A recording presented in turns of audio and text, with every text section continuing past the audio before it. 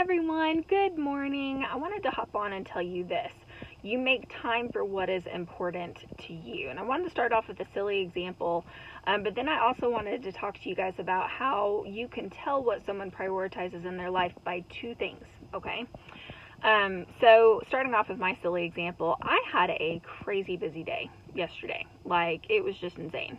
Lots of stuff going on, lots of very important things that I had to get taken care of yesterday.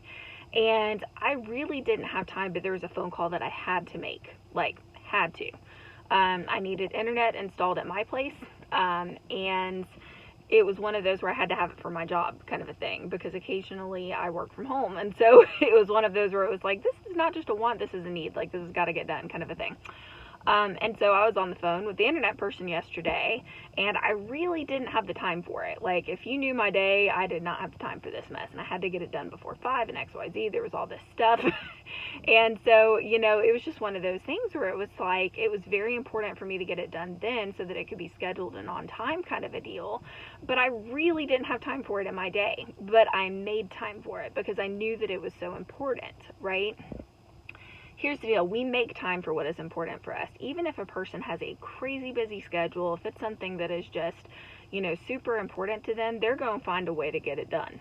Amen. And so make no mistake, if a person is not prioritizing you with their time, you are not a top priority to them at that current moment, okay? Now, that's not to say that they might hate you or XYZ. Sometimes people don't take this correctly. But what it does mean is you are not the most important thing to them in that current moment.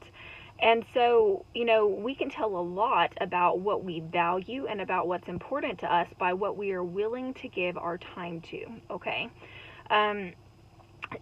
So for example, do you give your time to having personal time with God every day? Or do you say that you don't have the time and then you spend 3 hours on social media, Or do you say, well, I don't have time to work out, but you have time to go and hang out with friends and go out to dinner, So all of that to say, I'm not saying this, I know I'm going to be stepping on some toes today with this little conversation, but it's for all of us to self-examine, myself included.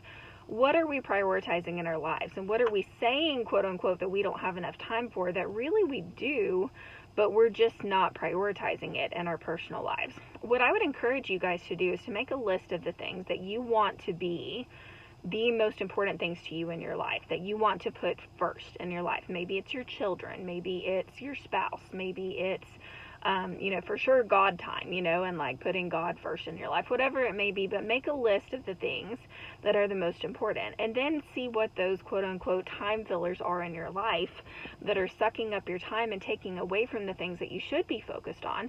Maybe you spend 3 hours a night on a Netflix series, and maybe you need to cut that back to once a week. I'm not saying that all of that stuff is bad. What I am saying is it can get out of balance very quickly if we're not careful, and I can tell what you prioritize by what you allocate your time to. I talk to couples who are in relationships all the time. If they aren't giving you the time of day, ladies and gents, and if they aren't being purposeful with you, then guess what? You are not a priority to them. Amen. Can we have some truth talk today? And so the other thing, I told you I was going to talk about two things today. That was the first thing, is I can tell what you prioritize by your time and what you allocate your time to in your day. The second thing, and this is going to really step on some people's toes, but I don't care, we got to have some conversation, is I can tell what you prioritize in your life by your checkbook, by your pocketbook, by how you spend your money, okay? So let's have a conversation here. People like to spend their money on certain things for fun and certain things that are necessities in their life, right? And there's nothing wrong with either one of those, right? We need to have a balance of fun and of, getting stuff done and being responsible in our lives, right? But it also will tell you a whole lot about a person based on what they're spending their money on. So, for example, I like to, this is kind of silly, but I do this from time to time without even telling people.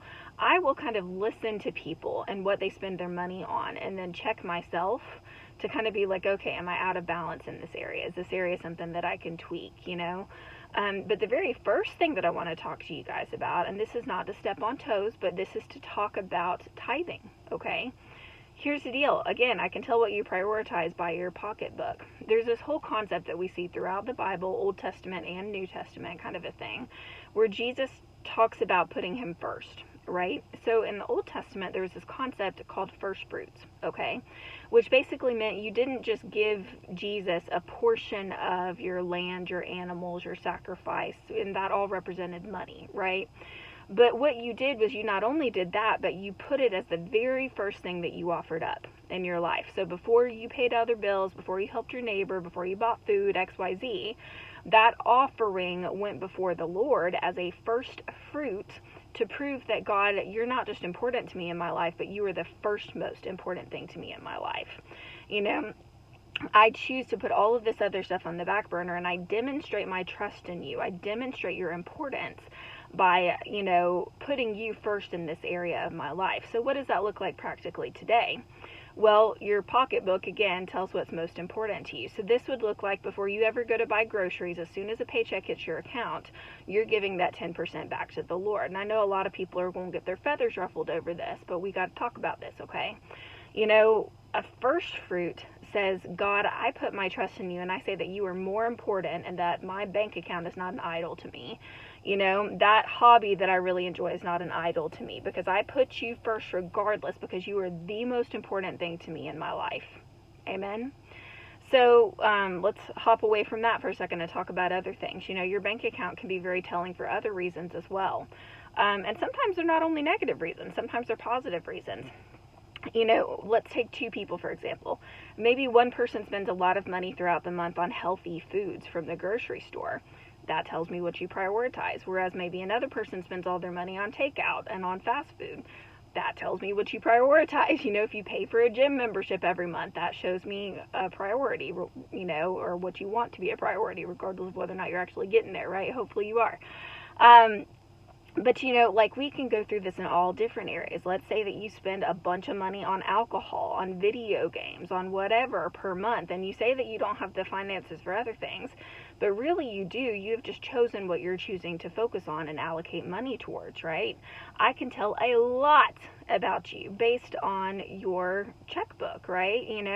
Maybe you spend a ton of money on clothes. Maybe you've got an addiction in some way, or maybe you're putting good things first, but you're not prioritizing the right things first. Maybe you're spending money on paying the bills and all of that, but you're not being smart in the way that you approach it. You're prioritizing things that shouldn't come first, and you're putting those things first. Rather than paying the utility bill, you're paying something else that's little and silly above that, and you're going to get yourself into problems, right? And so here's the deal, ladies and gents. It's good to do some self-inventory every now and then and ask God, say, God, are there any areas of my life that have gotten out of balance? Maybe you spent $2,000 on clothes this month. I would say that's probably a little out of balance, right? You've got to look at this stuff in your life. And I'm not trying to step on toes here. I'm just trying to get all of us to sit down before the Lord, bring this stuff to Him, not to your neighbor, not to what your parents think, not to what your spouse thinks, although hopefully you guys are in on this financing together if it's your spouse, right? But just to say, are there any areas of my life, God, where I am not prioritizing you first with my time, with my resources? And then if there are areas, God, what are those time-sucking things in my life? What are those financial things in my life that are keeping me from stepping into what you have for me and that are causing me to not prioritize the right things in my personal life? Amen. Hope you guys have a great day. I'll chat with you again soon.